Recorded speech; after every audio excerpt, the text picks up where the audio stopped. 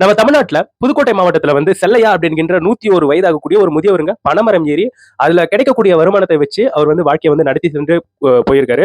So அப்பேற்பட்ட மனுஷன் வந்து கடைசி வரை உழைக்கணும் அப்படிங்கிற ஒரு காரணத்துக்காகவே அவர் வந்து வாழ்ந்திருக்காரு. அந்த மாதிரி பனைமரம் ஏறுதல் அது போன்ற விஷயங்களை பண்ணி அவர் வந்து வாழ்ந்திருக்காரு. இப்போ அவர் வந்து இறந்து போயிருக்காரு. அந்த ஊர் மக்களே இப்ப ரொம்ப சோகத்துல வந்து ஆழ்ந்திருக்காங்க. இப்ப அதை வந்து சோசியல் மீடியால என்னால வந்து பார்க்க முடிஞ்சது.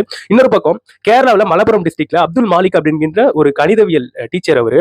அவர் வந்து ஆற்று எல்லாத்தையும் சுத்திக்கிட்டு போய் ஸ்கூல் சேரணும்னா ரொம்ப லேட் ஆகுது. அந்த ஸ்கூலுக்கு வந்து லேட்டா போக முடியாது அப்படின்றதுக்காக அவர் என்ன பண்றாருன்னா தன்னுடைய உடைகளை எல்லாத்தையும் கழட்டி ஒரு பிளாஸ்டிக் பையில போட்டுக்கிட்டு ஒரு டியூபை ஒண்ணு உடம்புல மாட்டிக்கிட்டு அந்த ரிவர்ல இறங்கி நீச்சல் அடிச்சு அக்கறைக்கு வந்து போறாரு. அந்த பசங்களுக்கு போயிட்டு டைமுக்கு அவங்களுக்கு கிளாஸ் எடுக்கணும் அப்படின்ற காரணத்துக்காக. சோ இவங்களெல்லாம் பார்க்கும்போது நம்ம என்ன தெரியுமா கவனிக்கணும், இவங்க வாழற வாழ்க்கையை விட நம்ம அந்த அளவுக்கு எல்லாம் கஷ்டப்படலைங்க. ஓப்பனா சொல்ல போனோம்னா சோ நம்ம வந்து அவங்களெல்லாம் முன்னுதாரணமாக எடுத்து நம்ம செய்யக்கூடிய அந்த செயல்களை நம்ம செய்யக்கூடிய அந்த வேலையை வந்து இன்ஸ்பிரேஷனா டெடிகேஷனா செம்மையா செய்யணும்ன்றது தான் இங்க வந்து ஃபைனலா வரக்கூடிய அந்த ஆன்சர்.